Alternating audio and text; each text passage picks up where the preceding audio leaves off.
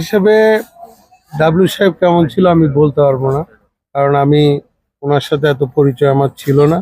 আমি দেশের বাইরে থেকে আমি জানি না, কিন্তু আমার ওনার পরিবার দেখে এবং এই যে এতগুলি মহিলা এখানে উপস্থিত আছেন, তারা নিজেরাই বলতেছে ওনার ওয়াইফ এবং ওনার বাচ্চারা অত্যন্ত ভদ্র। এই পরিবারটা একটা ভদ্র পরিবার, এটা ওনারা সাক্ষী দিয়েছেন আপনাদের সামনে। এবং আমার চোখের পানি আমি ধরে রাখতে পারি নাই যখন আর ওই মেয়েটার মুখের দিকে তাকিয়েছি।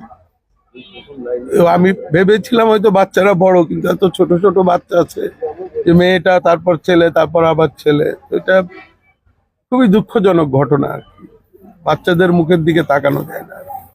থেকে আমাদের পিপি সাহেব আছেন চুয়াডাঙ্গার, উনি সর্বোচ্চ সহযোগিতা করবে, উনি আশ্বাস দিয়েছেন। আর আমার যে পার্সোনালি যে ব্যক্তিগত বিষয়, একজন চুয়াডাঙ্গার সন্তান হিসেবে আমার যে পার্সোনাল বিষয়, সেটা হলো যে আপনারা জানেন যে আমি অনেক বাংলাদেশের হাই অফিসিয়ালের সাথে ওয়েল কানেক্টেড, আমার সাথে সুসম্পর্ক। আমি কালকে অনেক জায়গায় কথা বলেছি, সেনাবাহিনীতে অন্যান্য সংস্থার সাথে কথা বলেছি, যাতে এই অনাকাঙ্ক্ষিত ঘটনার তদন্ত করে সুষ্ঠু বিচারের আওতায় যেন ওনাদেরকে নিয়ে আসে।